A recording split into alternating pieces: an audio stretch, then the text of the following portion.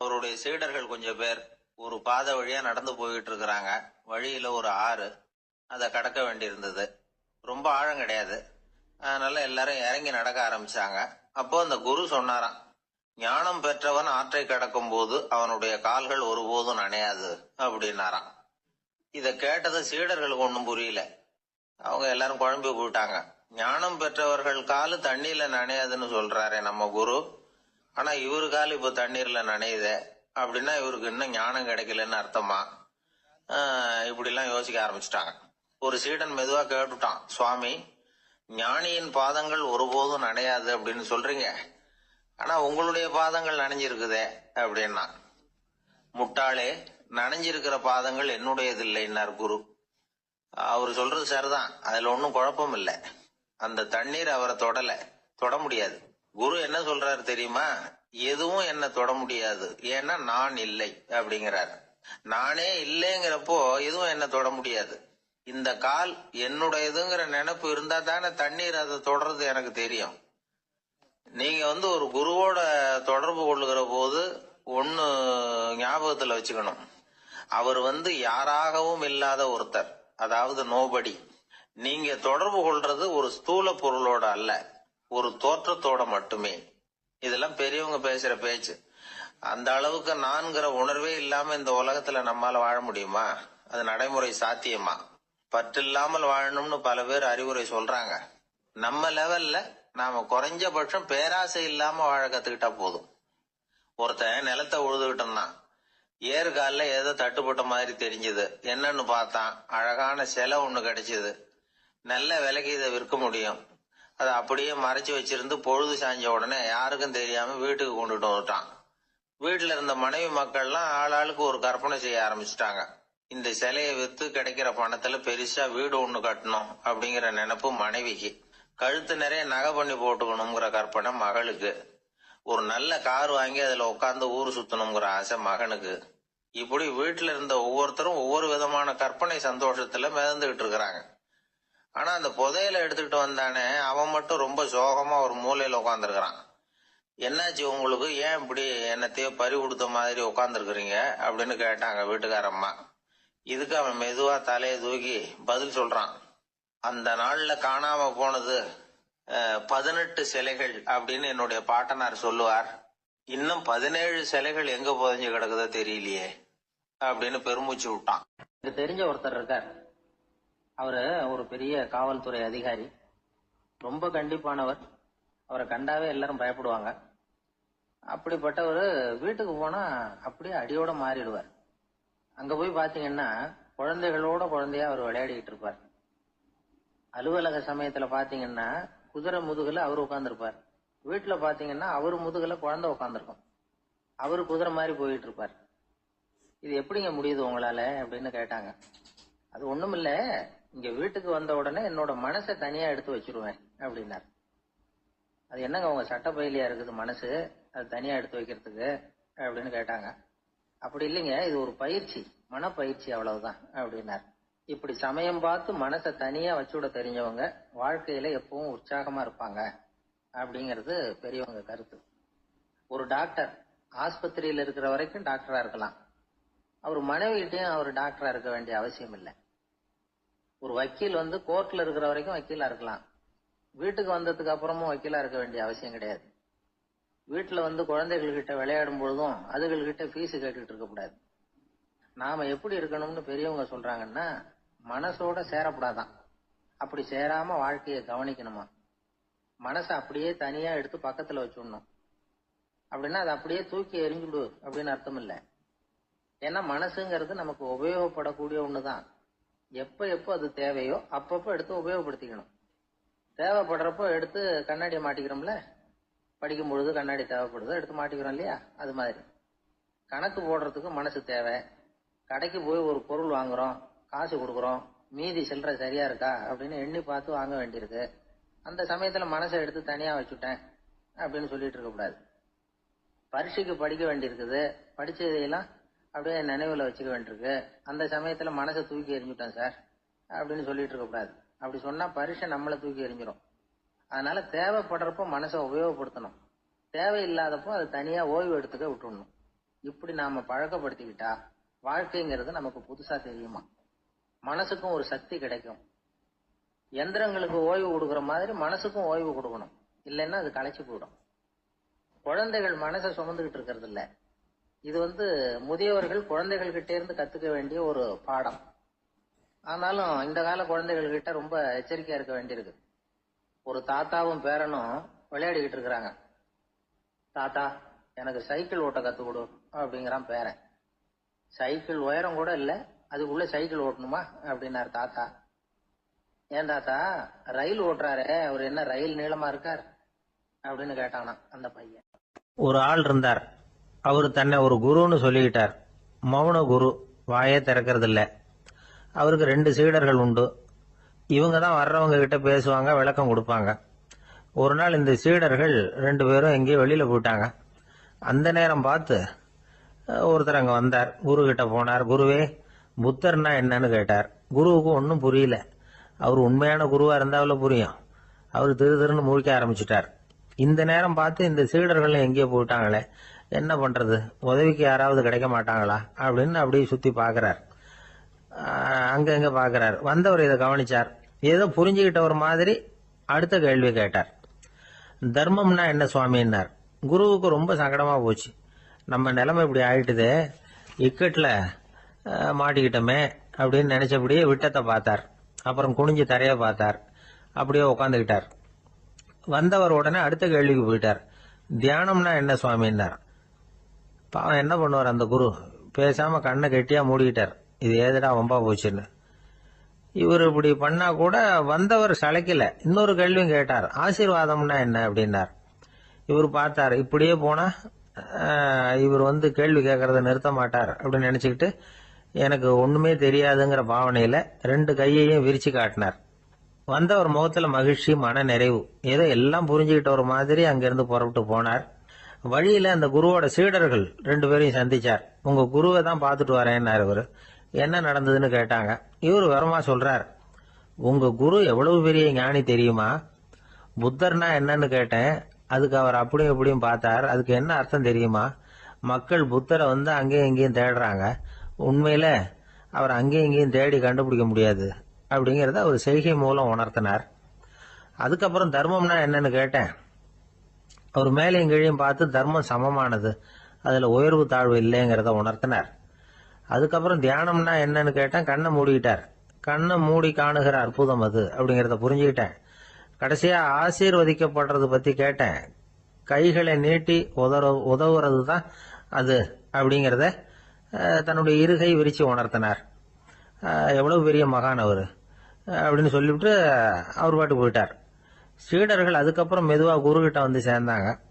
அவங்கள பார்த்ததும் குருவுக்கு கோபம் வந்துட்டுது. அடே பாவிகளா, எங்கடா போய் தொலைஞ்சிங்க, நான் ஒரு ஆளுகிட்ட மாட்டிக்கிட்டு என்ன பாடுபட்டிருக்கேன் தெரியுமான்னார். இது மாதிரிதான் நாம சாதாரண மனிதர்களின் புற வேடங்களிலேயே மயங்கி போயிடுறோம்.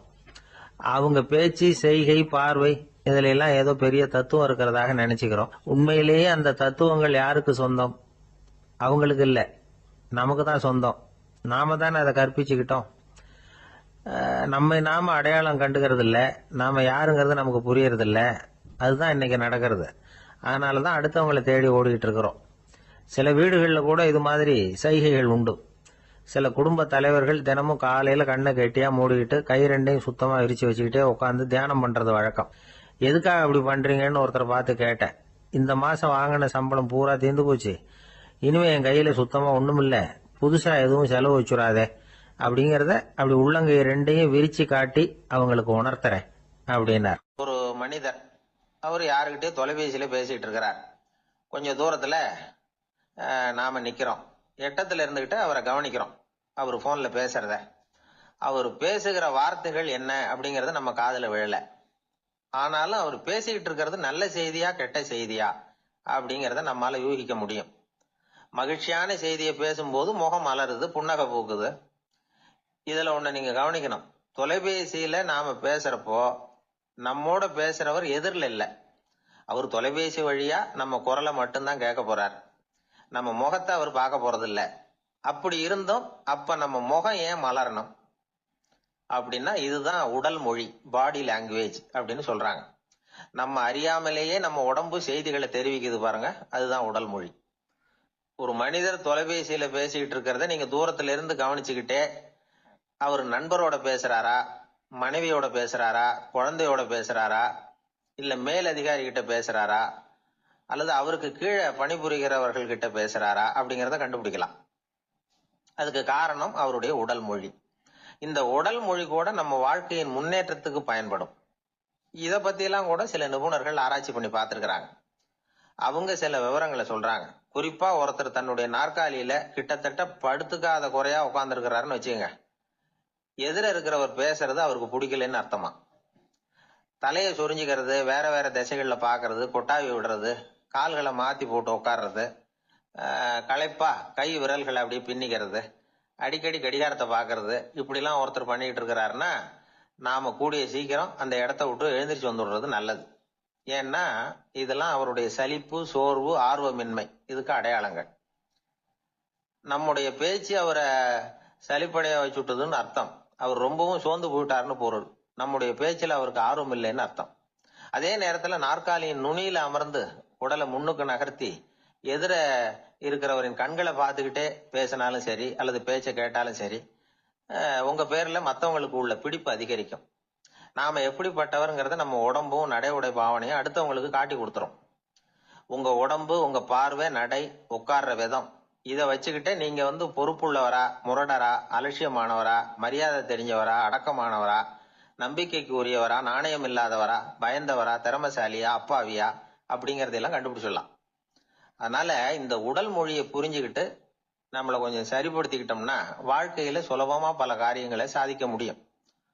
ஒரு மனநல மருத்துவமனை, அங்க ஒருத்தர் ஒரு நாற்காலியில உட்காந்துக்கிட்டு கார் ஓட்டுறது மாதிரி அப்படி பாவனை பண்ணிட்டு இருந்தார்.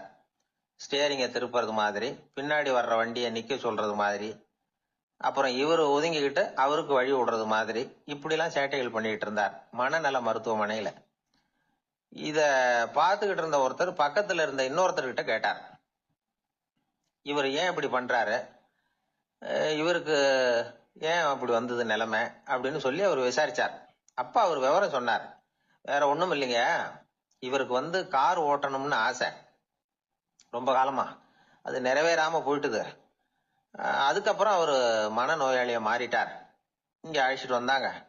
இங்க அழைச்சிட்டு வந்ததுல இருந்து அப்படிதான் பண்ணிட்டு இருக்கிறார். அவ கார் ஓட்டுறது மாதிரிலாம் பாவனை பண்ணிட்டு இருப்பார், திருப்புறது மாதிரி பண்ணுவார், பின்னாடி வர்றவங்களுக்கு இடம் விடுவார், இப்படிலாம் செய்யறார் அப்படின்னு விவரம் சொன்னாங்க. நீங்க சொல்லப்படாதா, இப்ப நீங்க கார் ஓட்டல, வெறும் நாற்காலியில தான் உட்கார்ந்து இருக்கிறீங்க அப்படின்னு நீங்க சொல்லப்படாதா அவருக்கு அப்படின்னு கேட்டாங்க. அது முடியாதுங்க, ஏன்னா அந்த காரை கழுவுறதுக்காக அவர் தினமும் எனக்கு 10 ரூபா கொடுத்துக்கிட்டு இருக்கிறார் அப்படின்னாராம் அங்க வேலை செஞ்சுக்கிட்டு இருந்த ஒருத்தர். அதனால வாழ்க்கையில நாம இந்த உடல் மொழியை புரிஞ்சுக்கணும். உடல் மொழிங்கிறது இப்ப ஆரம்பத்துல சொன்னது மாதிரி அந்த தொலைபேசியில பேசுறவங்கள தூரத்துல இருந்து பார்த்தாவே அவர் யாருகிட்ட பேசுறாரு, என்ன பேசுறாருன்னு தெரியும். நம்ம முகத்தை நல்லா வச்சுக்கணும். உடல் மொழிய நம்ம புரிஞ்சுக்கிட்டு பயன்படுத்த ஆரம்பிச்சோம்னா எந்த முயற்சி பண்ணினாலும் அதுல வெற்றி நிச்சயம். ஒரு பெரிய அரசன் இந்த உலகம் பூராவையும் ஆண்டுகிட்டு இருந்தான். ரொம்ப காலம் அப்படி அரசாட்சி பண்ணிக்கிட்டு இருந்தான். திடீர்னு அவனுக்கும் சில எதிரிகள் முளைச்சாங்க. அவங்க எல்லாம் ஒண்ணு சேர்ந்து இவனை தோற்கடிச்சுட்டாங்க. தோத்து போனது இவனுக்கு பயம் வந்துட்டுது, எங்க எதிரிகள் நம்ம கொன்னுடுவாங்களோ அப்படின்னு. வெளியில வந்தா தனக்கு ஆபத்துன்னு பயந்துகிட்டு யாருக்கும் தெரியாம ஒரு குகைக்குள்ள போய் பதுங்கி கிடக்குறான். நிலைமைய பாருங்க. முதல் நாள் அரண்மனையில அதிகாரம் பண்ணிக்கிட்டு இருந்தவன் மறுநாள் குகையில பயந்து போய் பதுங்கி கிடக்குறான். ராத்திரி நேரம் வந்தது, பசி வயத்தை கிள்ளுது, பிச்சை எடுத்து சாப்பிட வேண்டிய நிலைமை. பிச்சை எடுக்கிறதுக்கு பாத்திரம் வேணுமே, என்ன பண்றது அப்படின்னு அங்கேயும் இங்கேயும் பாக்குறான். ஒரு மூலையில யாரோ விட்டுட்டு போன ஒரு ஓடு கிடக்குது, அதை எடுத்துக்கிட்டு புறப்பட்டான். இருட்டுல வழி புரியல, ஏதோ ஒரு யூகத்துல காலை மெதுவா எடுத்து வச்சு நடந்து போயிட்டு இருக்கிறான். வழியில ஒரு கருப்பு நாய் படுத்து கிடந்தது. இருட்டுல அவன் இது கண்ணுக்கு சரியா தெரியல, அவனுக்கு தவறி போய் காலை வச்சுட்டான் அது மேல. நாய் சும்மா இருக்குமா, வள்ளுன்னு உழுந்து கடிச்சு விட்டுது. காலை பாக்குறான், காலத்தையும் நினைச்சு பாக்குறான். அரண்மனையில வீரக்கழல் அணிந்த காலை உடைய மன்னா அப்படின்னு புகழ்வாங்களே புலவர்கள்லாம், ஆனா அது இன்னைக்கு நாய் கடிச்ச காலம் ஆயிட்டுதே அப்படின்னு நினைக்கிறான். அது மட்டும் இல்ல, முன்னாடி எல்லாம் பொற்கிண்ணங்கள்ல தான் அவன் சாப்பிடுவான். ஆனா இப்போ உடைஞ்சு போன ஓட்டு அது ஓட்டை வந்து கையில வச்சுக்கிட்டு நிக்கிறான். அதுல ஏதாவது யாராவது சாப்பாடு போடுவாங்களான்னு. முன்னாடி எல்லாம் நிறைய பேர் அரண்மனைக்கு வருவாங்க. அரசருக்கு காணிக்கைன்னு சொல்லி இவன் காலடியில கொண்டாந்து கொட்டுவாங்க. அப்போலாம் இவன் அந்த ஜனங்களுடைய முகத்தை திரும்பி கூட பாக்குறது இல்ல. ரொம்ப கர்வமா உட்கார்ந்துருப்பான். அதே ஆளு இன்னைக்கு எல்லார் கண்ணுலயும் படுறது மாதிரி பிச்சை எடுத்துக்கிட்டு இருக்கிறான். அப்போலாம் காணிக்கைகளை வந்து தன்னுடைய கையால வாங்குறது தனக்கு கௌரவ குறைச்சல்னு நினைச்சு தன்னுடைய வேலைக்காரங்களை விட்டுதான் அதை வாங்க சொல்லுவான். இப்போ பாத்தீங்கன்னா அவனே தன் கையாலேயே பிச்சை வாங்குறான். நினைச்சு பாருங்க. அந்த மனுஷன் முத நாள் அரசன், மறுநாள் பிச்சைக்காரன். எவ்வளவு வித்தியாசம். செல்வம் தான் இப்படி ஒரு வித்தியாசம் ஏற்படுறதுக்கு காரணம். அப்படிப்பட்ட செல்வம் வாழ்க்கையை நடத்துறதுக்கு நமக்கு தேவைதான். ஆனா அதையே நாம அடைய வேண்டிய பயனா நினைக்கிறோம் பாருங்க, அதுதான் வேடிக்கை. இத வந்து நம்மாழ்வார் அழகா ஒரு பாசுரத்துல சொல்றார். ஒரு நாயகமாய் ஓட உலகுடன் ஆண்டவர், கருணாய் கவர்ந்த காலர், சிதைகிய பானையர், பெருநாடு காண இம்மையிலே பிச்சைதாம் கொள்வர், திருநாரணன் தாழ் காலம் பெற சிந்தித்து உய்மினோ அப்படிங்கிறார் நம்மாழ்வார். ஒரு பெரிய பணக்காரர் ஒரு துறவிகிட்ட போய், சாமி என்கிட்ட நிறைய பணம் இருக்கு, இருந்தாலும் நிம்மதி இல்ல, என்னால நிம்மதியா இருக்க முடியல, என்ன காரணம்னு கேட்டாராம். உடனே அந்த துறவி இதுக்கு நேரடியா பதில் சொல்லாம பக்கத்துல நின்றுகிட்டு இருந்த ஒரு குழந்தைய கூப்பிட்டார். அது ஓடியாந்தது. ஒரு ஆப்பிள் பழத்தை எடுத்து அது கையில கொடுத்தார். அதை வாங்கிட்டு குழந்தை சிரிச்சுது. இன்னொரு பழத்தை எடுத்து கொடுத்தார். அதை இன்னொரு கையில வாங்கிட்டு சிரிச்சுது. மூணாவது ஆப்பிள் எடுத்து கொடுத்தார். 2 பழத்தையும் நெஞ்சில் அணைச்சிக்கிட்டு 3வது பழத்தையும் வாங்கறதுக்கு முயற்சி பண்ணிச்சு. ஆனா அது உடனே நழுவி கீழே விழுந்து உருண்டு ஓடிச்சு. ஏற்கனவே இருந்ததும் விழுந்துட்டுது. இப்ப அந்த குழந்தை அழ ஆரம்பிச்சுட்டுது. இப்ப அந்த துறவி பணக்காரர்கிட்ட சொன்னாராம், குழந்தைய கவனிச்சியா? 2 ஆப்பிள் போதும்னு அது நினைச்சிருந்தா இப்போ அது அழ வேண்டிய அவசியம் வந்திருக்குமா அப்படின்னாராம். எதுவுமே அளவுக்கு மிஞ்சினா துன்பம்தான். இந்த காலத்துல இதெல்லாம் யாரு காதுல வாங்குறாங்க? ஒருத்தனை நல்ல வழிக்கு கொண்டு வரணும்னு நினைச்சு அவனை கூப்பிட்டு உட்கார வச்சு இந்த கதையை சொல்லிட்டு இருந்தாங்க. சொல்லிவிட்டு அந்த குழந்தை செஞ்சது தப்பு தானே அப்படின்னு கேட்டிருக்கிறாங்க. ஆமா, தப்புதான், நானா இருந்தா அப்படி செஞ்சிருக்க மாட்டேன் நானா இவன். 2 பழமே போதும்னு சொல்லிருப்பியா அப்படின்னு கேட்டிருக்காங்க. அப்படி இல்லைங்க, அவர் கொடுக்க கொடுக்க ஒவ்வொரு பழமா வாங்கி பின்னாடி வச்சுட்டு மறுபடியும் கையை நீட்டுவேன் அப்படிங்கிறானா. இவெல்லாம் எந்த காலத்துல திருந்துறது? ஒரு ஊர்ல ஒரு பெரியவர் இருந்தார். அவர் ஒரு குரு. அவர் தொடர்ந்து தியான கூட்டங்கள் நடத்துவார். அந்த கூட்டத்துல கலந்துக்கிறதுக்காக பல ஊர்கள்ல இருந்து சீடர்கள் நிறைய பேர் வருவாங்க போவாங்க. ஒரு நாள் அங்க கூட்டம் நடந்துகிட்டு இருக்குது. அந்த சமயத்துல சீடர்கள்ல ஒருத்தன் என்னத்தையே திருடி விட்டான். மற்ற சீடர்கள் அதை கவனிச்சுட்டாங்க. இவன் ஆப்பிட்டுக்கிட்டான். கூட்டம் முடிஞ்ச பிற்பாடு இவன் திருடின விஷயத்த அந்த பெரியவர்கிட்ட போய் சொன்னாங்களாம். அவர் கவனத்துக்கு கொண்டுகிட்டு போனாங்க.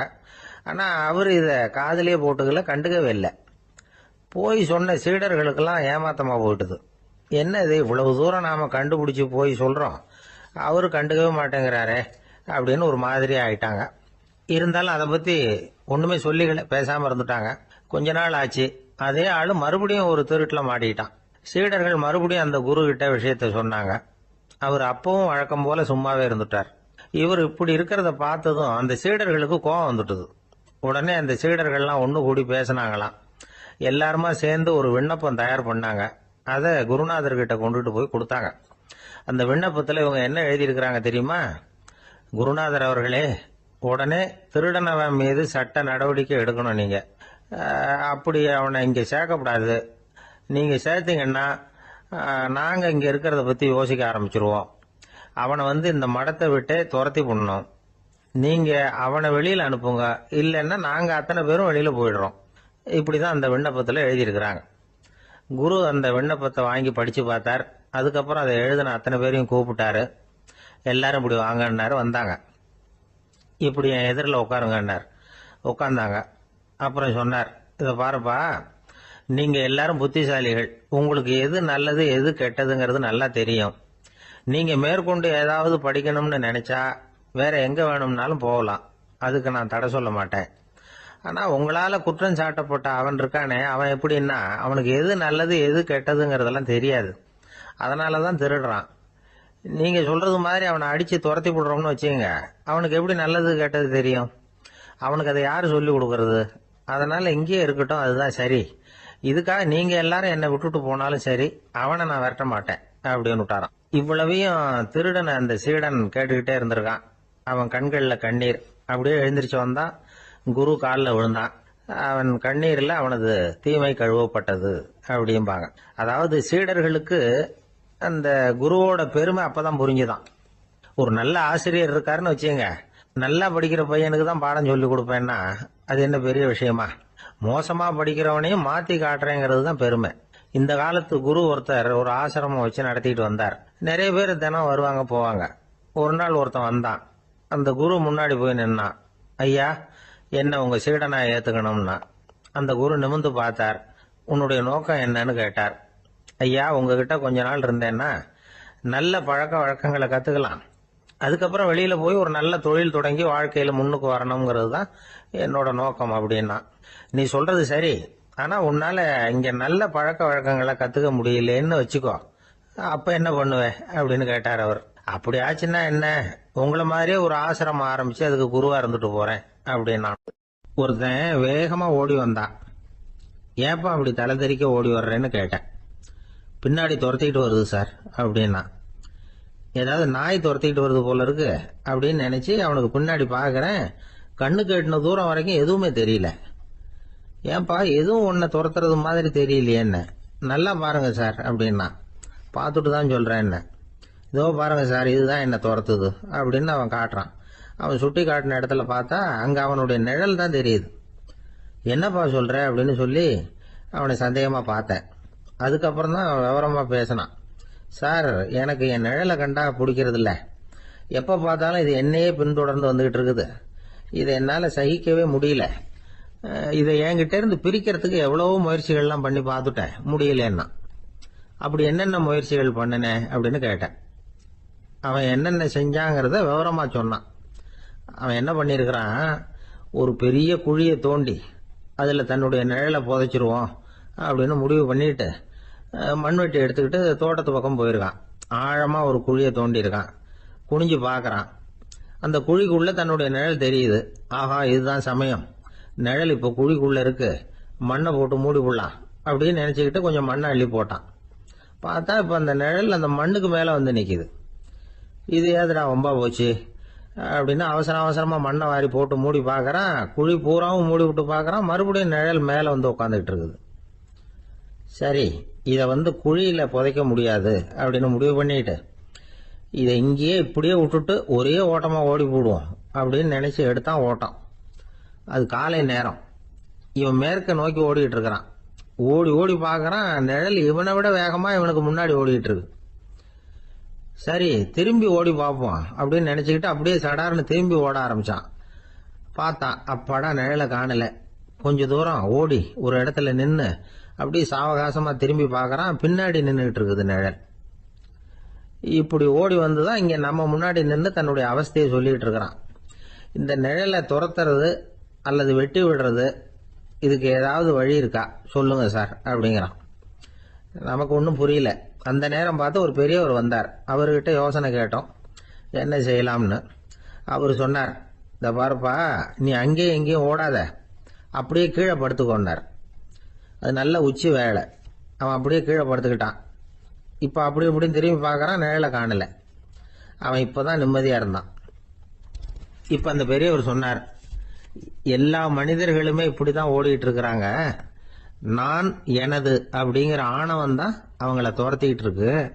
அதை விட்டுட்டு ஓடணும்னு நினைச்சாலும் அது முன்னாடி வந்து நிக்குது.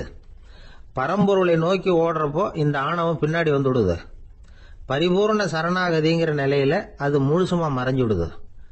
தன்னை உணர்கிற வேலை அது.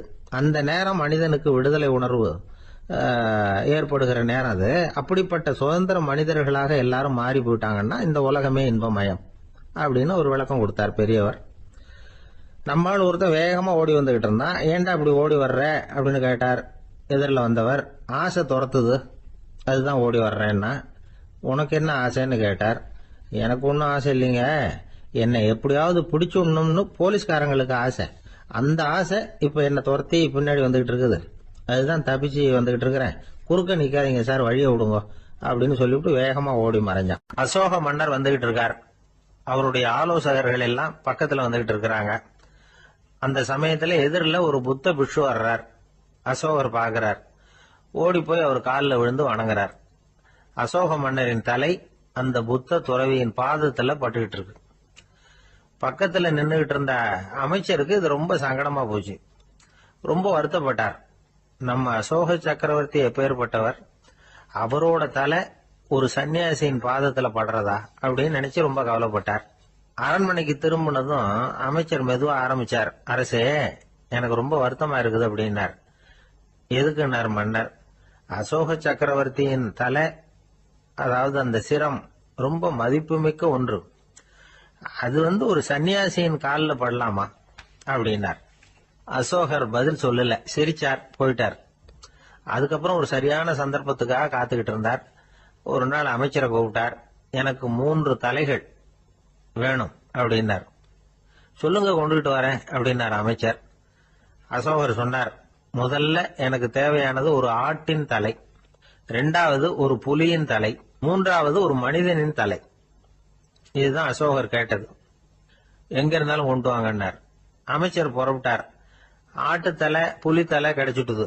அப்புறமா ஒரு சுடுகாட்டுக்கு போய் ஒரு மனித தலையும் சேகரம் பண்ணிட்டு ராஜா கிட்ட வந்துட்டார். அரசே, உங்கள் ஆணைப்படி 3 தலைகளையும் கொண்டு வந்திருக்கிறேன்னார். அசோகர் பார்த்தார். ரொம்ப நல்லது, இப்ப இது 3ஐயும் எடுத்துக்கிட்டு போய் சந்தையில வித்துட்டு வாங்க அப்படின்னார். அமைச்சர் அதுகளை எடுத்துக்கிட்டு சந்தைக்கு போனார். முதல்ல ஆட்டுத்தலை நல்ல விலைக்கு வித்து போச்சு. நல்ல விலை கொடுத்து வாங்கிட்டு போட்டாங்க. அடுத்தபடியா புலி தலைய ஒருத்தர் வாங்கிட்டார். அதை பாடம் பண்ணி வீட்டுல மாட்டி வைக்கலாமே அப்படின்னு நினைச்சு அதையும் வாங்கிட்டு போட்டார். மனித தலையை மட்டும் வாங்கறதுக்கு யாரும் முன் வரல. எல்லாரும் அதை பார்த்துட்டு விலைக்கு போக ஆரம்பிச்சாங்க. அமைச்சர் திரும்பி வந்தார். அரசே, இந்த தலையை மட்டும் யாரும் வாங்க மாட்டேங்கிறாங்க அப்படின்னார். சரி, பரவாயில்ல, இதை இலவசமாவே எனாமாவே யாருக்கிட்டையாவது கொடுத்துட்டு வந்துருங்க அப்படின்னார். அமைச்சர் மறுபடியும் சந்தைக்கு போனார். இதை இலவசமா தரேன், இதை வாங்கிக்கோங்க அப்படின்னார். அப்பவும் அதை யாரும் வாங்கிக்கிறதுக்கு தயாரா இல்லை. மறுபடியும் திரும்பி மன்னர்கிட்ட விவரத்தை சொன்னார். இப்போ மன்னர் சொல்றார், அமைச்சரே, உயிர் இருக்கிற வரைக்கும் தான் இந்த தலைக்கு மதிப்பு. ஜீவன் போனதுக்கு அப்புறம் அதோட மதிப்பும் போயிடுது. அதனால மதிப்பு இருக்கும் பொழுதே பெரியவர்கள் பாதம் பணிந்து அந்த புனிதத்தை பெற்றுக்கொள்ளணும் அப்படின்னார். பணிவுங்கிறது வேற, அடிமைத்தனம்ங்கிறது வேற. பெரியவர்களை பணிவது நமக்கு பெருமை தரக்கூடிய விஷயம். இதை மனசுல வச்சுக்கிட்டு எப்போ காலில் விழணும், எப்போ காலில் விழக்கூடாது அப்படிங்கறத முடிவு பண்ணிக்கணும். ஒரு சாதாரண ஆள் நடந்து வந்துகிட்டு இருந்தார். எதிரில் வந்த ஒரு பெரிய மனுஷன் ஓடி போய் அவர் காலில் விழுந்து தன்னுடைய தலையை அவர் பாதத்துல கொண்டு போய் வச்சார். கொஞ்ச நேரம் கழிச்சு எழுந்திரிச்சு வந்துட்டார். வந்த பிறகு இவரை கேட்டேன், ஏன் திடீர்னு ஓடி போய் அந்த ஆளு காலில் விழுந்தீங்க அப்படின்னு. அவர் போட்டிருக்கிறது என்னோட காணாம போன செருப்பான்னு கண்டுபிடிக்கிறதுக்காக அப்படி விழுந்தேன் அப்படின்னு. ஒரு ஊர்ல ஒருத்தர் இருந்தார். ரொம்ப நல்லவர். யாருக்காவது ஏதாவது கொடுத்துக்கிட்டே இருப்பார். கொடையாளி. தினமும் யாராவது ஒருத்தருக்கு ஏதாவது கொடுக்கலன்னா அவருக்கு தூக்கம் வராது. அப்படி ஒரு பழக்கம். அது மட்டும் இல்ல, அவர் கொடுக்கறது அடுத்தவங்களுக்கு தெரியாது. அவ்வளவு ரகசியமா அதை கொடுப்பார். வலது கை கொடுக்கறது இடது கைக்கு தெரியக்கூடாதுன்னு சொல்லுவாங்கல்ல, அது மாதிரி அவர். ஒரு நாள் ராத்திரி அவர் ஏற்கனவே தயாரா கட்டி வச்சிருந்த பணம் முடிச்ச கையில எடுத்துக்கிட்டு வீட்டை விட்டு வெளியில வந்தார். தெருவில் இறங்கி நடந்தார். இன்னைக்கு யாருக்கு தர்மம் செய்யறது அப்படின்னு யோசனை பண்ணிட்டு இருட்டில் நடந்து வந்துகிட்டு இருக்கிறார். யாரோ ஒருத்தர் எதிரில் வர்றது மாதிரி தெரிஞ்சுது. உடனே அவர் கிட்ட போனார். தன்கிட்ட இருந்த பணம் முடிச்சு அவசரமா அவர் கையில திணிச்சுட்டு திரும்பி வந்துட்டார். அப்பாடா, ஒரு வழியா யாருக்கும் தெரியாம இன்னைக்கு தர்மம் பண்ணியாச்சு அப்படிங்கிற மகிழ்ச்சி, மன நிறைவு அவர் முகத்துல. நிம்மதியா தூங்கினார். அப்புறம் எழுந்திரிச்சார். மறுநாள் காலையில ஊரு பூரா ஒரே பேச்சு. என்ன பேச்சுன்னா, நேற்று ராத்திரி ஒரு திருடன் கையில யாரோ பணத்தை கொடுத்துட்டு போயிருக்கிறாங்க அப்படின்னு எல்லாரும் பேசிக்கிட்டு இருக்கிறாங்க. இதை கேள்விப்பட்டதும் அந்த பெரியவருக்கு ரொம்ப வருத்தமா போச்சு. அடடா, போயும் ஒரு திருடனுக்காக உதவி பண்ணிருக்கிறோம், பிரயோஜனம் இல்லாம போட்டுதே அப்படின்னு நினைச்சார். சரி, இன்னைக்கும் யாருக்காவது உதவி பண்ணணும் அப்படின்னு முடிவு பண்ணினார். ராத்திரி நேரம் வந்தது. இவர் வழக்கம் போல தெருவில் இறங்கி நடந்தார். கையில பணம் முடிச்சு. எதிரில் ஒரு பெண் உருவம் மங்கலா தெரிஞ்சது. இவர் உடனே அந்த பெண் கிட்ட பணத்தை கொடுத்துட்டு திருப்தியா திரும்பி வந்துட்டார். மறுநாள் காலையில ஊர் பூரா என்ன பேசிக்கிட்டாங்க தெரியுமா? நேற்று ராத்திரி நெறி தவறி நடக்கிற ஒரு பெண்ணின் கையில யாரோ பணத்தை வச்சுட்டு போயிருக்கிறாங்க அப்படின்னு எல்லாரும் பேசிக்கிறாங்க. அடடா, இன்னைக்கும் தவறுதலா நடந்து போச்சு அப்படின்னு ஒரு வருத்தப்பட்டார். இருக்கட்டும், இன்னைக்கு ஏதாவது தர்மம் பண்ணுவோம் அப்படின்னு நினைச்சுக்கிட்டாரு. 3வது நாள் ராத்திரியும் புறப்பட்டார். இப்பவும் எதிரில் ஒருத்தர் வந்தார். இவர் பணத்தை கொடுத்தார், திரும்பி வந்துட்டார். மறுநாள் மக்கள் என்ன பேசிக்கிட்டாங்கன்னா, நேற்று ராத்திரி ஒரு செல்வந்தர் கையில யாரோ பணத்தை கொடுத்துட்டு போயிருக்கிறாங்க அப்படின்னு பேசிக்கிட்டாங்களாம். அவருக்கு ரொம்ப வருத்தமா போயிட்டுது. என்ன இது தினம் இப்படி ஆகிட்டு இருக்குதே அப்படின்னு நினைச்சுக்கிட்டே படுத்து தூங்கினார். அன்னைக்கு ராத்திரி ஒரு கனவு. அந்த கனவுல இறைவன் வந்து சொன்னாராம், இத பாருப்பா, நீ கொடுத்த தர்மம் வீணா போயிடல. உன்கிட்ட பணம் வாங்கின அந்த திருடன் திருந்திட்டான், அந்த பொண்ணும் திருந்திட்டா, அந்த செல்வந்தனும் கொடையாளி ஆயிட்டான், எல்லாருக்கும் உதவி பண்ண ஆரம்பிச்சுட்டான் அப்படின்னு சொன்னாராம். இந்த கதையை சொன்னவர் யாருன்னா நபிகள் நாயகம். இதுல உள்ள கருத்து என்னன்னா, நல்ல மனசோட தர்மம் பண்ணுனா அது வீணா போறதில்லை. இன்னொரு கருத்து, தர்மம் வந்து தன்னை மட்டுமல்ல அடுத்தவங்களையும் தீமையிலிருந்து காப்பாற்றும். இதுதான் நாம புரிஞ்சுக்க வேண்டியது. இந்த காலத்திலயும் இது மாதிரி சில சம்பவங்கள் நடக்கிறது உண்டு.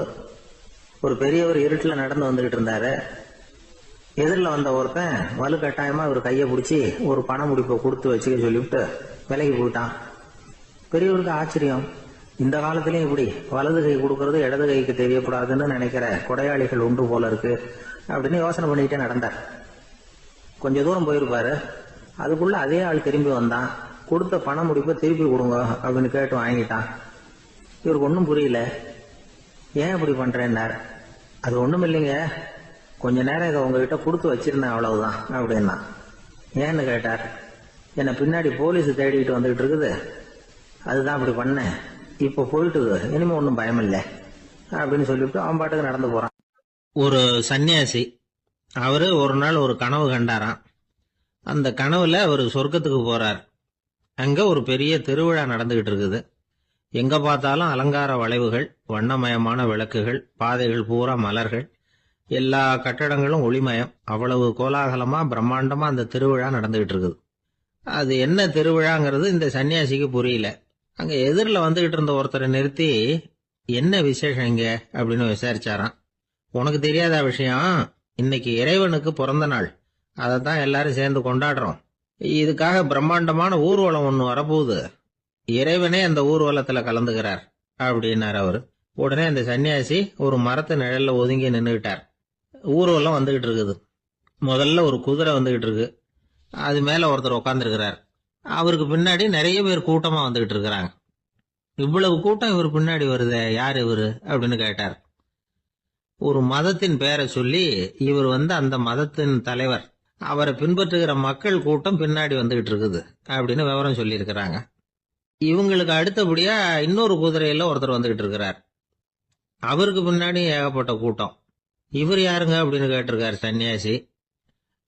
அங்க இருக்கிறவங்க விவரம் சொல்லி இருக்கிறாங்க. இன்னொரு மதத்தின் பெயரை சொல்லி, இவர் அந்த மதத்தினுடைய தலைவர், அவர் வழியை பின்பற்றுகிறவர்கள் அவர் பின்னாடி கூட்டமா வந்துகிட்டு இருக்கிறாங்க அப்படின்னு இருக்காங்க.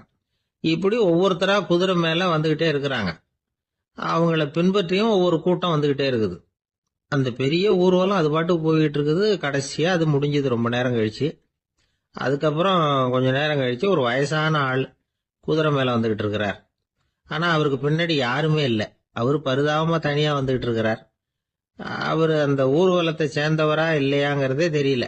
இவர் யாரு, இவர் ஏன் இப்படி தனியா வந்துகிட்டு இருக்கிறார் அப்படின்னு கேட்டிருக்காரு அந்த சன்னியாசி.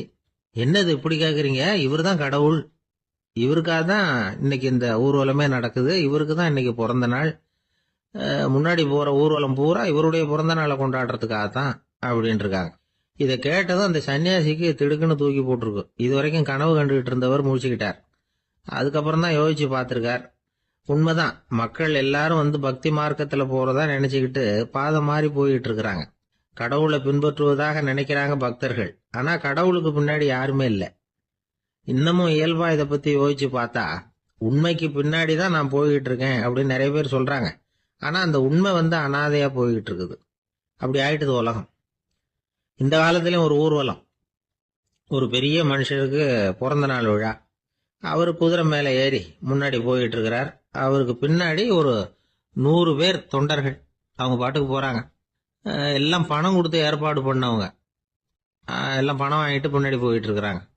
கொஞ்ச தூரம் நடந்ததும் கால் வலிக்க ஆரம்பிச்சுட்டுது. ஒவ்வொருத்தரும் அப்படியே ஒதுங்க ஆரம்பிச்சுட்டாங்க. அதான் முன்னாடியே பணம் கிடைச்சுட்டுதே, இனிமே ஒதுங்கினா என்னன்னு ஒதுங்கிட்டாங்க. ஒரு கட்டத்துல குதிரையில போறவர் தற்செயலா திரும்பி பாக்குறாரு, பின்னாடி யாருமே இல்ல, எல்லாரும் ஓடி போயிட்டாங்க. ஒரே ஒரு ஆள் மட்டும் ரொம்ப விசுவாசமா பின்னாடி நடந்து வந்துகிட்டு இருந்தான். ஏன்பா நீ மட்டும் வந்துகிட்டு இருக்கிறிய, நீ வீட்டுக்கு போகலையான்னு கேட்டிருக்காரு அவரு. நீங்க அந்த குதிரையையும் அதுக்குள்ள வாடகை பணத்தையும் கொடுத்துட்டீங்கன்னா நானும் போயிடுவேன் அப்படின்னு நானா இந்த ஆள். ஒரு காட்டுல ஒரு நரி இருந்தது. ஒரு நாள் காலை நேரம் அது தன்னுடைய இருப்பிடத்திலிருந்து வெளியில வந்தது. கொஞ்ச தூரம் நடந்து வந்தது. அப்பதான் அது தன்னோட நிழலை கவனிச்சு பார்த்தது. பார்த்தா அது ரொம்ப நீளமா பெருசா இருக்குது. காலை நேரத்துல நிழல் அப்படித்தானே இருக்கும். ஆனா அந்த நரிக்கு அந்த விஷயம் தெரியல. தன்னுடைய நீண்ட பெரிய நிழலை பார்த்து ஆச்சரியப்பட்டது. ஆஹா, நாம இவ்வளவு பெருசாவா இருக்கிறோம் அப்படின்னா என்னுடைய காலை சாப்பாட்டுக்கு ஒரு யானை இல்லைன்னா ஒரு ஒட்டகம் கிடைச்சாதான் சரியா இருக்கும் போல இருக்கு அப்படின்னு முடிவு பண்ணிட்டுது. உடனே ஒரு யானை அல்லது ஒட்டகத்தை தேடி அலைஞ்சது, எங்க கிடைக்கும்னு. கிடைக்கவே இல்லை. மத்தியானம் 12 மணி ஆயிட்டுது. பசியோட அலையுது. இப்ப தன்னோட நிழலை பார்த்தது. அது மத்தியான நிழல் எப்படி இருக்கும், அது ரொம்பவும் குறுகி போய் தெரிஞ்சது. உடனே அந்த நரி என்ன நினைச்சுக்கிட்டு தான் தெரியுமா, காலை ஆகாரம் சாப்பிடாததுனால நம்ம உடம்பு இப்படி அழிச்சு போட்டுதே அப்படின்னு நினைச்சுக்கிட்டு தான். கொஞ்ச நேரம் கழிச்சு மறுபடியும் தன்னுடைய நிழலை பார்க்குது. அது இன்னமும் குறுகி போய் காலடியிலேயே வந்துட்டுது. அதுக்கு பயமா போயிடுது. ஐயோ, இன்னும் கொஞ்ச நேரத்துல நாம இறந்துருவோம் போல இருக்க, இப்ப என்ன செய்யறது? இந்த சமயத்துல ஒரு எறும்பு கிடைச்சா கூட போதும், அதை நம்ம காலை ஆகாரமா நினைச்சு சாப்பிட்டுள்ளாமே அப்படின்னு நினைச்சுதான். நம்முடைய நிழல் கூட நம்மள மாதிரியே தான் அடிக்கடி மாறிக்கிட்டே தான் இருக்குது. அது எப்பவும் ஒரே மாதிரி இருக்கிறது இல்ல. மனிதனுக்கு ஏற்படுகிற தன்முனைப்பு இருக்கு பாருங்க, ஈகோ, அது கூட ஒரு நிழல் மாதிரி தானா.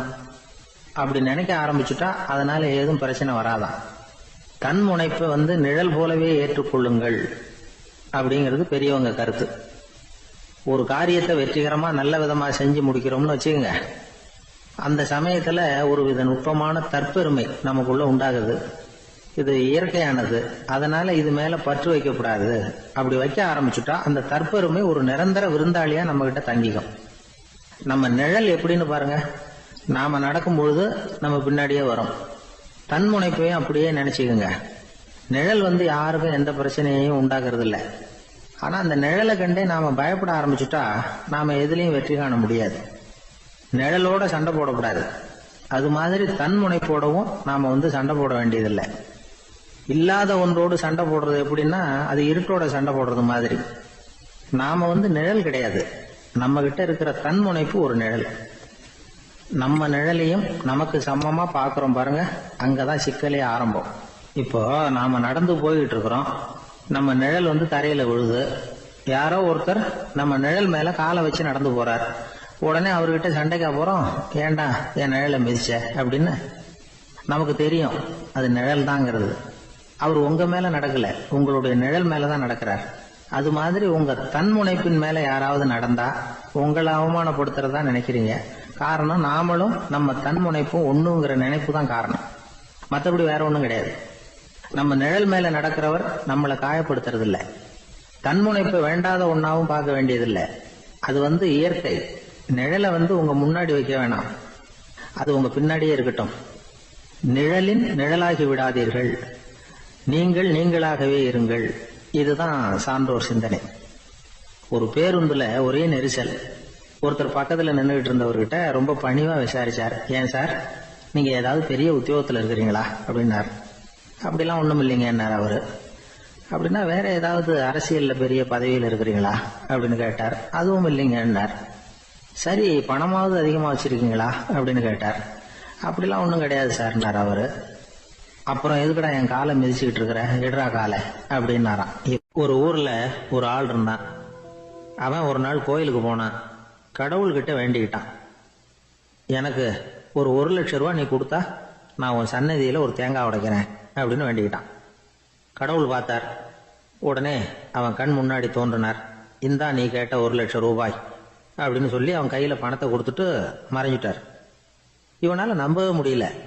இவ்வளவு சுலபமா கிடைக்கும்னு தெரிஞ்சிருந்தா அனாவசியமா ஒரு தேங்காய் உடைக்கிறேன்னு வேண்டி இருக்க வேண்டியது இல்லையே அப்படின்னு நினைச்சான். இருந்தாலும் வேண்டுதலை நிறைவேற்ற வேண்டியது கடமை.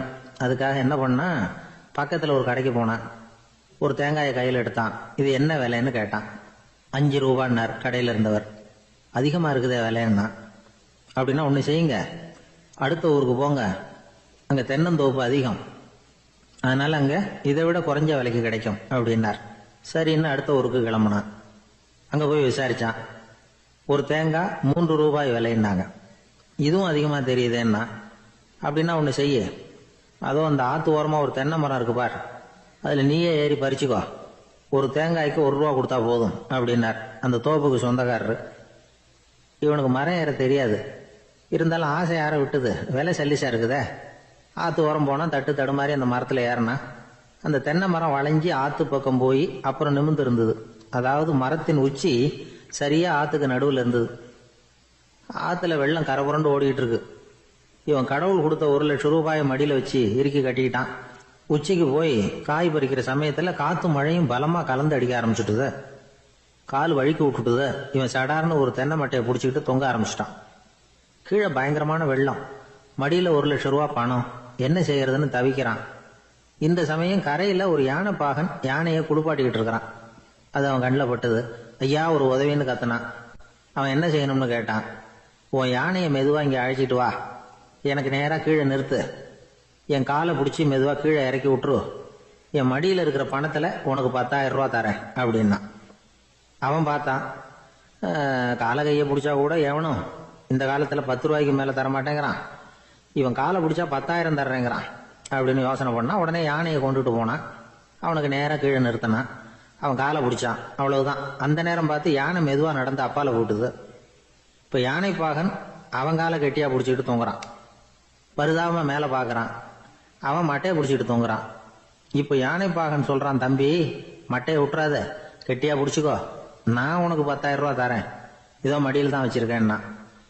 மேலே தொங்குறவனுக்கு இந்த நிலைமையிலேயும் ஒரு சந்தோஷம், மேற்கொண்டு ஒரு 10,000 ரூபா நமக்கு கிடைக்கும் போல இருக்கே அப்படின்னு. இந்த சமயத்தில் ஒருத்தன் ஒட்டகத்தை ஓட்டிட்டு வந்தான் அந்த பக்கமாக குளிப்பாட்டுறதுக்கு. யானை பாகம் பார்த்துட்டான். ஐயா ஒட்டகக்காரரே, அதை இங்கே கொண்டுட்டு வா, எங்கள் காலை பிடிச்சி பத்திரமா இறக்கி விடு, நாங்கள் பணம் கொடுக்குறோம்னா.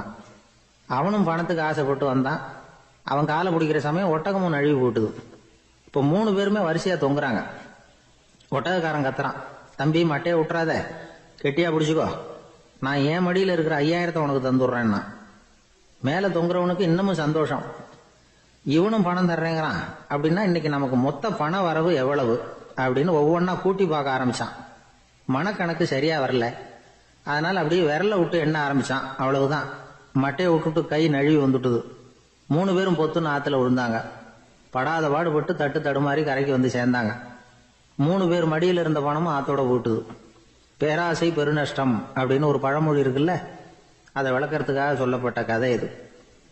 இந்த காலத்துல ஒருத்தர் ஒரு நீச்சல் குளத்துல நீச்சல் அடிச்சுக்கிட்டு இருக்கிறார். காவலுக்கு இருந்தவர் அதை கவனிச்சுட்டார். கரையிலிருந்து சத்தம் போட்டாராம், இதோ பாருங்க, இங்க ராத்திரி 8 மணிக்கு மேல நீச்சல் அடிக்கிறது சட்டப்படி குற்றம், அதுக்கு அனுமதி கிடையாது, தெரியாதா உங்களுக்கு அப்படின்னாராம்.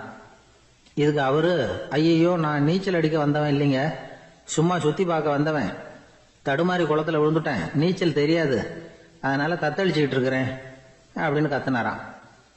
கரையில இருந்தவர் பார்த்தார், ஓ அப்படின்னா சரி, அதுக்கு ஒன்றும் தடை இல்லை அப்படின்னு சொல்லிவிட்டு அவர் பாட்டு நடந்து போயிட்டாராம்.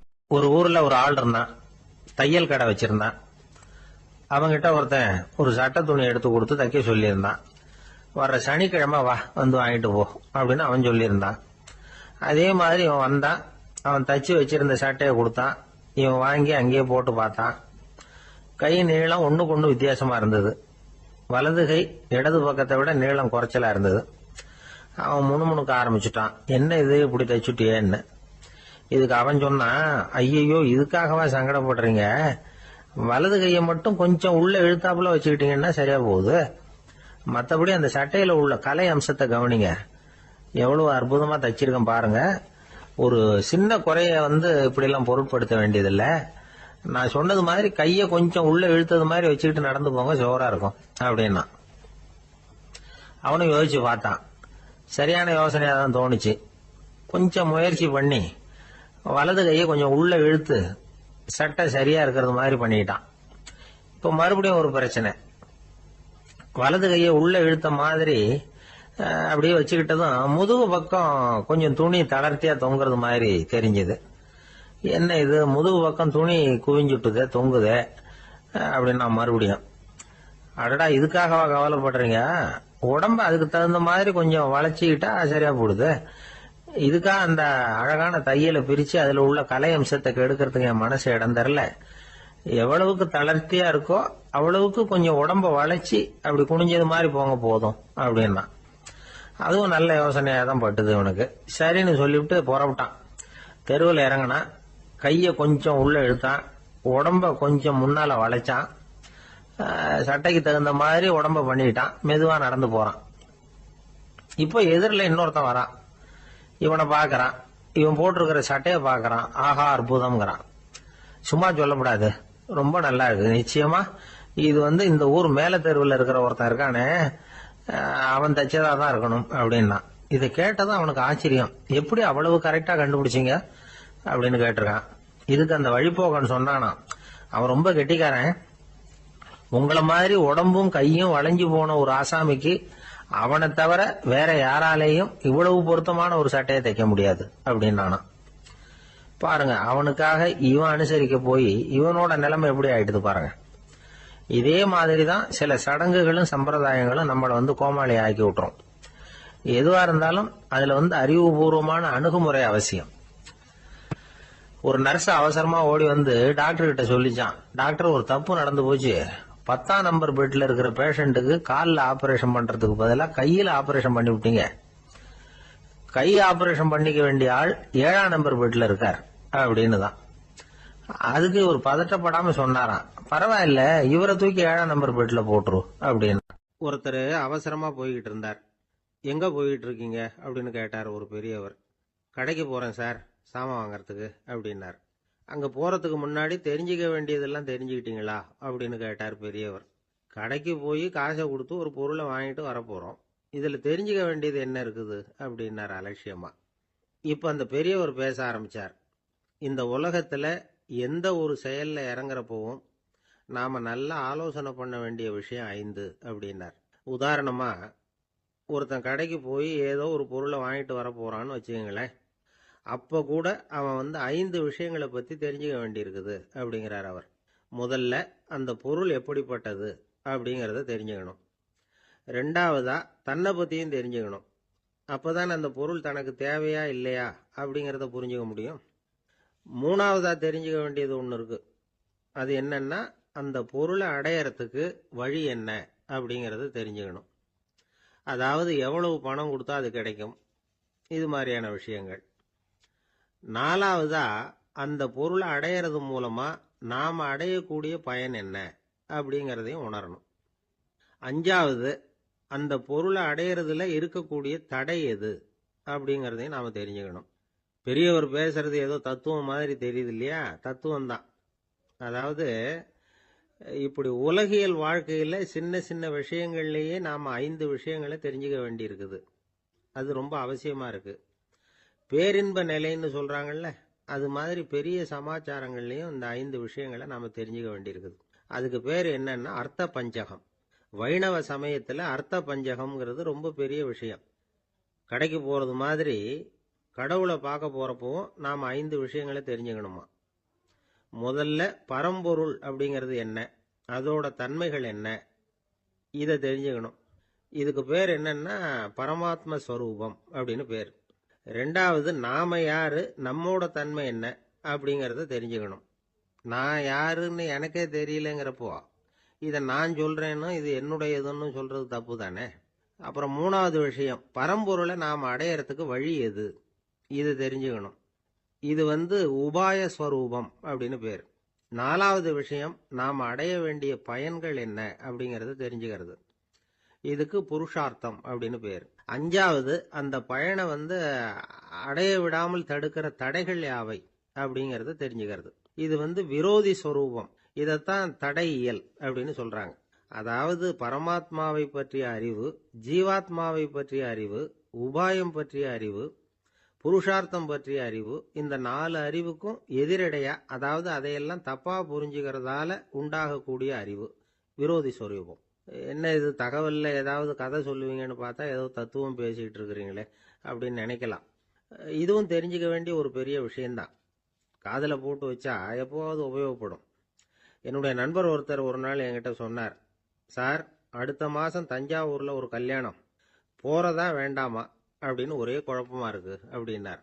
நான் உடனே இந்த அர்த்த பஞ்சக உபதேசம் பண்ண ஆரம்பிச்சேன். அவர் எல்லாத்தையும் பொறுமையா கேட்டுட்டு, சரி சார், நான் போறதுன்னு முடிவு பண்ணிவிட்டேன்னார். எப்படி இந்த முடிவுக்கு வந்தீங்க அப்படின்னு கேட்டேன். அவர் சொன்னாரு, சார், அந்த 2வது பாயிண்ட் ஒன்று சொன்னீங்களே, அதை புரிஞ்சுக்கிட்டதுக்கு அப்புறம்தான் இந்த முடிவுக்கு வந்தேன் அப்படின்னாரு. என்ன 2வது பாயிண்ட்னு? அதாவது தன்னை பத்தி புரிஞ்சுக்கணும் அப்படின்னு சொன்னீங்க. உடனே என்னை பத்தி புரிஞ்சுக்கிட்டேன். நான் யாருங்கிறது எனக்கு தெரிஞ்சுது. உடனே போறது தான் நல்லதுன்னு முடிவு பண்ணிவிட்டேன்னாரு. நீங்க யாருன்னு கேட்டேன். நான் தான் சார் அந்த கல்யாணத்துல தாலி கட்ட வேண்டிய மாப்பிள்ளை அப்படின்னார். என்ன சார், உங்க பையன் என்ன செஞ்சுக்கிட்டு இருக்கிறான் இப்போ அப்படின்னு கேட்டார் ஒருத்தர். அடிக்கடி கண்ணாடி முன்னாடி நின்று அழகு பார்த்துக்கிட்டு இருக்கிறான் சார் அப்படின்னாரு அப்பா. இளம் பருவம் இப்படிதான் இருக்கும், அதையெல்லாம் சாதாரணமா நினைச்சுடாதீங்க அப்படின்னாரு அவரு. என்ன சார் சொல்றீங்க, கண்ணாடி முன்னாடி நின்றுக்கிட்டு நேரத்தை வீணாக்கிக்கிட்டு இருக்கான், அதை ஒரு பெரிய விஷயமா நான் நினைக்கணுமா அப்படின்னாரு இவர். இளம் பருவத்தில் இளைஞர்களுக்கும் சின்ன பொண்ணுங்களுக்கும் அடிக்கடி கண்ணாடியில் பார்க்கணும்னு தோணும். அது வெறுமனே அழகு பார்க்கறது மட்டும் இல்லை, அவங்க தங்களையே தேடி கண்டுபிடிக்கிற ஒரு முயற்சி அது. இது ஒரு மனோதத்துவ விளைவு. இது வரைக்கும் சின்ன பிள்ளையா இருந்துட்டோம், இனிமேல் நாமளும் மற்றவங்க மாதிரி மனிதர்கள் தான் அப்படிங்கிற உணர்வு அவங்களுக்கு வருது. தங்களோட முகம் எப்படி இருக்குது, அழகு எப்படி இருக்கு, உடம்பு நேரம் எப்படி இருக்கு, முடி எப்படி இருக்கு அப்படிங்கறதையெல்லாம் கண்டுபிடிக்கிறாங்க. அதுக்கப்புறம் இன்னொரு ஆணோ பொண்ணோ தன்னை கவனிக்கணும் அப்படின்னு நினைக்கிறாங்க. இதெல்லாம் மனோதத்துவ உண்மைகள், இதெல்லாம் இயற்கை. இதை பார்த்துட்டு பெத்தவங்க பிள்ளைங்க கெட்டு போட்டாங்க அப்படின்னு நினைக்கக்கூடாது, அவங்கள திட்டிக்கிட்டே இருக்கக்கூடாது. இன்னைக்கு பல குடும்பங்கள்ல இதுதான் நடந்துகிட்டு இருக்குது.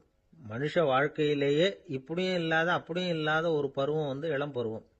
13லேருந்து 19 வயசுக்கு உட்பட்ட ஆண்கள் பெண்கள் இந்த வகையை சேர்ந்தவங்க, டீனேஜ் குரூப். இவங்களை சின்னவங்கன்னு நினைச்சிட முடியாது, பெரியவங்கன்னு நினைச்சிட முடியாது. இவங்க ரொம்ப சென்சிட்டிவ். சமூகம் நினைச்சா இவங்களை நல்லவங்களாவும் ஆக்கலாம், கெட்டவங்களாவும் ஆக்கலாம்.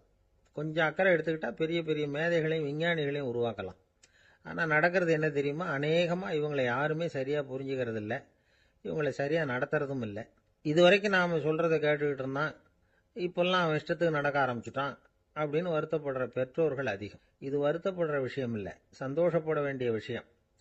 உங்க புள்ள சொந்தமா யோசிக்க ஆரம்பிக்கிறதும் நடந்துக்க ஆரம்பிக்கிறதும் ஒரு தப்பான விஷயமா? அவன் கடைசி வரைக்கும் உங்க பேச்சையே கேட்டுக்கிட்டு இருக்கணுங்கிறது என்ன நியாயம்? இன்னைக்கு இளைஞர்களை பெரியவங்க தப்பா புரிஞ்சுக்கிட்டு தவறா நடத்துறதுனால தான் அவங்களுக்கு வெறுப்பு, எரிச்சல், மனக்கசப்பு எல்லாம் உண்டாகுது. பெத்தவங்க சரியா மதிக்கிறது இல்லை அப்படிங்கிற ஒரே காரணத்தினாலேயே வீணா போகிற பிள்ளைங்க இன்னைக்கு அதிகம். சரி, பெத்தவங்களுக்கு இன்னைக்கு என்னதான் புத்தி சொல்ல வர்றீங்க அப்படின்னு கேட்குறீங்களா? நாம எதையும் சொல்ல வரல, ஆனா அது சம்பந்தமான சில நிபுணர்கள் சொல்லி இருக்கிறத உங்க காதுல போட்டு வைக்கலாம். அது என்னன்னா, பிள்ளைங்க கிட்ட அன்பு செலுத்துங்க. குழந்தையா இருந்தப்போ எவ்வளவு பாசமா இருந்தீங்க, வளர வளர அதை ஏன் குறைச்சிக்கிறீங்க? பெத்தவங்களின் அன்பான வார்த்தைகளுக்கு ஏங்குறவங்க தான் இன்றைய இளைஞர்கள். அவங்க எதை சொன்னாலும் அதை அக்கறையா காது கொடுத்து கேளுங்க, அலட்சியப்படுத்தாதீங்க. அவங்க விரும்புறது உங்ககிட்ட இருந்து ஒரு மதிப்பு, மரியாதை, அங்கீகாரம், இவ்வளவுதான். அவங்க அவங்களாவே முடிவுகள் எடுக்கட்டும், அதுக்கு நீங்க உதவியா இருங்க, அது போதும். மற்றவங்க முன்னாடி, முக்கியமா அவங்க நண்பர்கள் முன்னாடி அவங்கள பத்தி மட்டமா பேசாதீங்க. அவங்க கிட்ட பொய் சொல்லக்கூடாது. நீங்க சொன்னது பொய்ன்னு தெரிஞ்சு போச்சுன்னா உங்க பேர்ல அவங்களுக்கு இருக்கிற மதிப்பு போயிடும், நம்பிக்கை போயிடும். அவங்களுக்கு முன்னாடி நீங்க சண்டை போடக்கூடாது. உங்க பிள்ளைய எப்பவும் இன்னொரு பிள்ளையோட ஒப்பிட்டு பேசுற வேலையே வேணாம். கூட பிறந்த மற்றவங்களோட கூட ஒப்பிடக்கூடாது. இப்படி செஞ்சா அவன் உங்ககிட்டயும் பிரியமா இருக்க மாட்டான், அவங்க கிட்டயும் பிரியமா இருக்க மாட்டான். புள்ள எங்க போறான், என்ன பண்றான் அப்படின்னுலாம் துப்பறிஞ்சிக்கிட்டு இருக்கக்கூடாது. இளைஞர்கள் தனிமையை விரும்புறவங்க. அவங்கள பொட்டியில வச்சு மூடி பாதுகாக்கணும்னு நினைக்கக்கூடாது. அவங்கள எப்படி பாதுகாக்கிறது அப்படிங்கிறது அவங்களுக்கே தெரியும். உங்க புள்ள எப்படி நடந்துக்கணும்னு நீங்க எதிர்பார்க்குறீங்களோ அது மாதிரி நீங்க நடந்து காட்டுங்க, அது போதும். ஒரு வீட்டில் அப்பாவும் அம்மாவும் பேசிக்கிட்டு இருக்கிறாங்க. என்னங்க, நம்ம பொண்ணு பெரியவள் ஆயிட்டா, அடிக்கடி கண்ணாடி முன்னாடி போய் நின்றுகிட்டு இருக்கிறா, சீக்கிரமா ஒரு பையனை பார்த்து கல்யாணத்தை முடிக்காம இப்படி மசன்னு கல்லு மாதிரி உட்காந்துருக்குறீங்களே அப்படின்னு சத்தம் போட்டாங்க அந்த அம்மா. அவசரப்படாத, பார்க்கறதுக்கு கண்ணுக்கு அழகா லட்சணமா புத்திசாலியா ஒரு பையன் கிடைக்க வேணாமா, அதுதான் பார்த்துக்கிட்டு இருக்கிறேன் அப்படின்னாரு அப்பா. இதுக்கு அந்த அம்மா சொல்றாங்க, எங்க அப்பா இப்படியெல்லாம் நினைச்சுக்கிட்டு இருந்திருந்தா எனக்கு கல்யாணமே ஆயிருக்காது தெரியுமா அப்படின்னாங்களாம். பிரம்மத்தை அறிந்தவன் பிரம்மமாகறான் அப்படின்னு ஒரு பெரியவர் பேசினார் ஒரு கோவில்ல. தைத்திரிய உபனிஷத்து அப்படி சொல்லுதான். இதை கேட்கும் பொழுது நமக்கு ஒரு சந்தேகம் வரும். அது எப்படி? பிரம்மத்தை அறிந்தவன் பிரம்மம் ஆகிறான்னா, சிங்கத்தை அறிந்தவன் சிங்கம் ஆகிறானா, தோசையை அறிந்தவன் தோசை ஆகிறானா? இப்படிப்பட்ட சந்தேகம் நமக்கு வர்றதுல ஒன்றும் ஆச்சரியம் இல்லை. இது இயற்கை. இதுக்கும் அந்த பெரியவரே பதில் சொல்றார். சிங்கம் வேற, நாம வேற. அதனால சிங்கத்தை அறிந்தவன் சிங்கம் ஆக மாட்டான். ஆனா பிரம்மம் வேற, நாம வேற இல்லை. அதனால பிரம்மத்தை அறிந்தவன் பிரம்மம் ஆகிறான் அப்படிங்கிறது அவரோட விளக்கம்.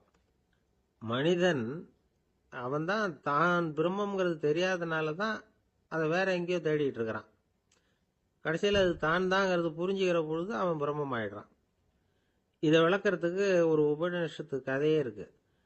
நமக்கு தெரிஞ்ச கதை தான், ஆனால் அதை வேற விதமான அர்த்தத்தில் விளையாட்டாக சொல்லிட்டு இருக்கிறோம். ஒரு சமயம் ஒரு 10 நண்பர்கள் ஒரு காட்டு வழியாக போயிட்டு இருக்கிறாங்க. குறுக்க ஒரு நதி, அதை கடந்து அடுத்த பக்கம் போகணும்.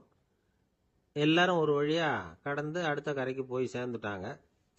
அங்கே போய் சேர்ந்ததுக்கு அப்புறம் எல்லாரும் பத்திரமா வந்து சேர்ந்துட்டோமா அப்படின்னு தெரிஞ்சுக்கிறதுக்காக எண்ணி பார்க்குறான் அந்த கூட்டத்து தலைவன்.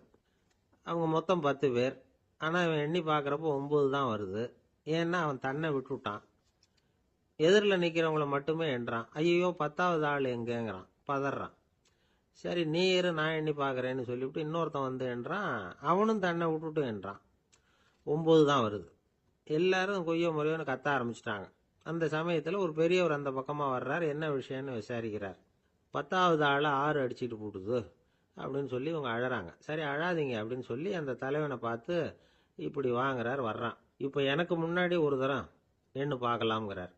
1 2 3ன்னு ஆரம்பித்து 9ல் வந்து முடிக்கிறான். உடனே பெரியவர் நீ தான் அந்த 10வது ஆள் அப்படிங்கிறார். இது உண்மை. நாம தான் அது.